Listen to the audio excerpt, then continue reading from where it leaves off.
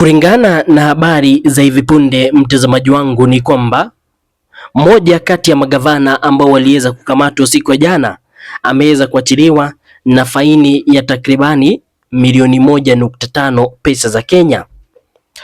Ni kubaya.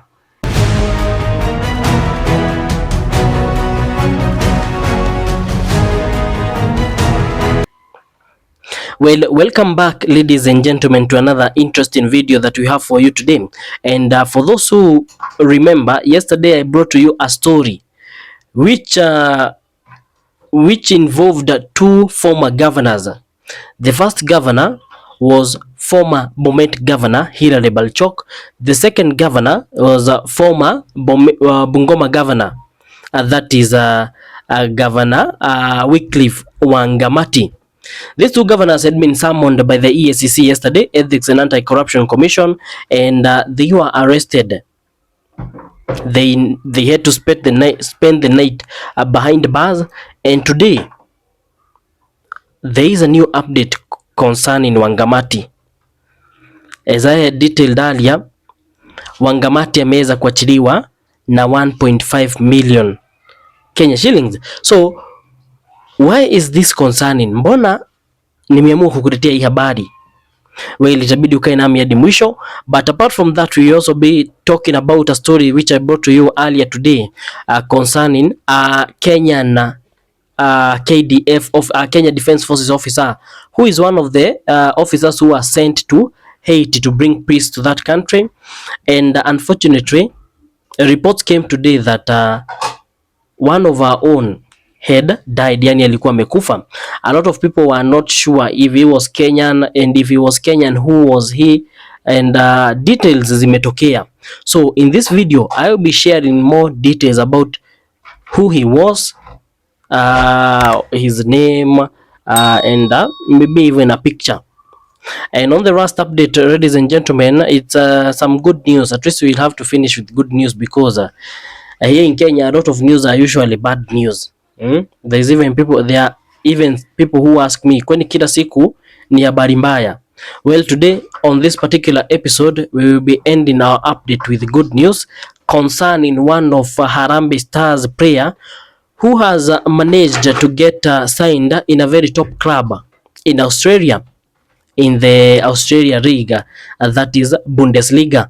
So ladies and gentlemen, make sure you stay with me to the end, and for those who's this their first time watching a video from this channel, kindly take only 2 seconds to join our community by first clicking the subscribe button, number 2 clicking the thumbs up button, and finally clicking the notification icon on, which will help you next time when you upload a new video. YouTube will automatically notify you and inform you that Daffy Updates have uploaded a new video. Kwa hivyo, from the bottom of my heart, asanteni sana to everybody who has continued to show support.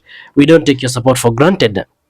So let us start with our first update, and in our first story, it involves a former Bungoma governor, ex-governor, that is Wycliffe Wangamati. The judiciary system of Kenya, a lot of people don't have trust in it. They say, oh, it's not good, you can't trust it to bring justice. And I'm starting to believe so, because how can an ex-governor who ODPP has even given a go ahead to the EACC, telling them you can summon this person.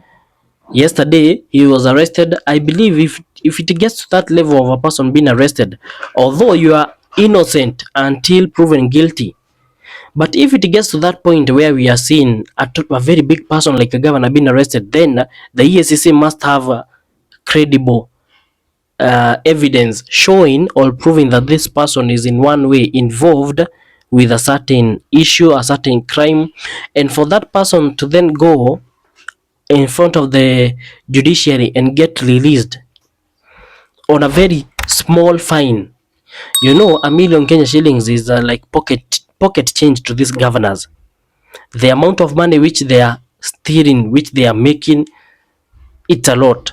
So according to latest details courtesy of Citizen TV Kenya, ex-governor Wangamati freed on cash 1.5 million bail. So today, which is on September 2nd, 2025, at around 1 p.m., former Bungoma governor Wycliffe Wangamati, together with 9 of his relatives and several directors of construction companies, were charged with engaging in fraudulent procurement and acquisition of proceeds of crime amounting to more than cash 271 million. Can you imagine? 271 million Kenya shillings. According to the charge sheet, the accused faced 27 counts. Like this former governor Wycliffe Wangamati, he was facing 27 counts. Those are 27 offenses. 1, 2, 3, 4, 5. Like you have done this 27 counts, including fraudulent procurement, that is 1, conflict of interest, number 2, and money laundering, 3. Then add 24 more for you to get a total of 27. So Wangamati has been released on a cash 1.5 million bond or an alternative. Let me read that again. Wangamati has been released on a cash 5 million bond or an alternative of cash 1.5 million bail. So what this means is for Wangamati to get released, of which already, as we are putting this video out there, former governor is already out. He was released after putting up a bail of 1.5 Kenya shillings. So the judiciary or the court asked him to either surrender a 5 million bond. This basically means should be a property, maybe land, maybe a title deed for land. If not land, mostly is a car. A car which, if we take it to the market, it can be worth about more than 5 million Kenya shillings. It can also be maybe a business. But if you don't want to give that to the court, you are also given an alternative. And for this particular case, Wangamati had an alternative of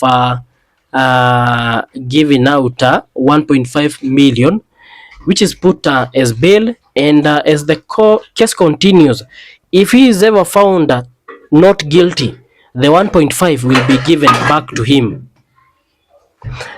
But if he is found guilty, then the court is going to declare maybe a sentence for him, but the 1.5 million is also going to remain with the court. So court released the 6th and 7th accused on similar terms. That is, they were to either give 5 million bond or 1.5 million bail, with the 2nd and 3rd and 5th accused handed a cash 400,000 bail or cash 10 million bond for the accused. That's a lot. So there are even people who are asked to surrender more bond while also being told to surrender less bail. So the accused are alleged to have submitted falsified completion and liability certificates from various county governments and institutions to secure the multi-million shillings road and construction tenders between 2018 and 2021. Among those charged are Valeria Construction Limited. There is also Nabora Construction Limited. There is Mundesi Contractors and Skyman Freighters Limited alongside their directors. Court documents indicate that the firms presented forged documents purportedly from the Kenya Wildlife Service, the county governments of Kware, Garissa, Uasin Gishu, Tana River, and Turkana, as well as institutions such as the National Irrigation Board and Nakuru Water and Sanitation Company. In one count, Nabwala Construction Limited and its directors Michael Simiu Wangamati and Barasa N. Wangamati. By hearing those names, you can already guess where the problem comes in. These two individuals are in one way involved with the person who was giving these tenders, because Wycliffe Wangamati, who was then the governor, giving a procurement to a family member, That's not supposed to happen. So these two, Michael Simio Wangamati and Barasa N Wangamati, are accused of acquiring shillings 271,432 shillings and 50 cents through a cooperative bank account, knowing the funds were proceeds of crime. The accused appeared before Magistrate Zipporah Gishana and denied all charges. The Office of Director of Public Prosecution, that is ODPP, did not oppose their release on bail but asked the court to impose strict conditions, including: number 1, they have to surrender their passport; number 2, they have to refrain from interfering with witnesses; and number 3, they have to avoid public commentary on that particular case. Now, my problem is how painful is it? Because I feel like it's not usually fair for a lot of people, considering, like, for example, a very wealthy person like a governor, a former governor, or maybe his family, and the people who have found themselves in this case. There are people who got involved with maybe mismanaging public funds, things about bad acts of tendering, maybe giving tendering to family members, and then the fact that these things involve millions of shillings. You are hearing 271 million. Then this person goes to a court and is asked to give a bail of 1.5 million. You know, that's like nothing to them. I feel like there should be some rules which say that a person, maybe a leader, who has been involved in a multi-million corruption scandal, if he gets arrested, there is no way he is going to come out until proven innocent. What do you think? I'd like to hear your thoughts. Put your thoughts down in the comment section below. But going to another story, about that particular story I informed you earlier about a Kenyan officer who got killed in Haiti. Some informations have just come in revealing who exactly he was. So, identity of Kenyan officer who was killed in Haiti accident revealed. So, the Multinational Security Support Mission in Haiti, MSSS Haiti, has confirmed the identity of the Kenyan police officer who died in a road accident during a peacekeeping operation on Sunday, August 31st, 2025. According to MSS Haiti, the fallen officer was Corporal Kennedy Mutuku Nzuve, who was 41 years old, a member of the National Police Service Rapid Deployment Unit, which also goes for RDU. This is a very highly trained group of officers. Rapid Deployment Unit. So he died following a crash along the Kenskov Passionville Road at Parallel 9 and was pronounced dead at Rambat Sante Hospital in Passionville. So that's about it, and we say may his soul rest in eternal peace, and the family find comfort at these trying times as they continue to mourn their loved one. And on the last story, which is a good story, no, it's not a good story. All the stories are good stories, but for this one, it has a happy ending. So one of Kenya's Harambee Stars players, that is Ryan Ogam, who was highly involved in scoring goals during the match against Kenya versus Zambia and Kenya versus Morocco, has finally finalized signing a contract with an Australia's football club. So, courtesy of Citizen TV, Kenyan's Ryan Ogam seals dream move to Austria's Wolfsburger AC. So, Kenyan's first rising striker Ryan Ogam has completed a move from Tusker FC to Austrian Bundesliga side Wolfsburger AC, making a major milestone in his blossoming career. The 20-year-old, born in Nairobi in December 2004, will link up with his new teammate after the international break. Wolfsburger, who finished fourth in last season Austrian Bundesliga playoffs, banking in his sharp finishing and versatility to strengthen their attack. So I think this is good news for Kenyan players, for the sports people, and just to see that he just came to shine a lot during this CHAN tournament.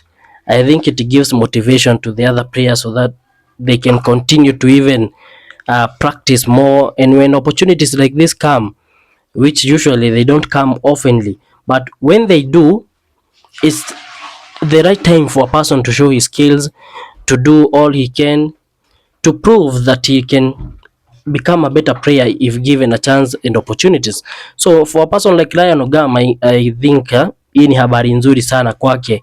The fact that he's going to be playing out there where the competition is, let's say, even tougher. There is also more financially he's going to be better, and this also shows that there is a possibility that he can continue to even go to higher height, ama anaweza hata akafika to higher teams, because when you get to Bundesliga in no time, if you continue performing, unaweza ukajisikia hata umefika kule EPL. So that's it for now, ladies and gentlemen. Thank you for watching this one. I'll meet you in the next one. Bye bye.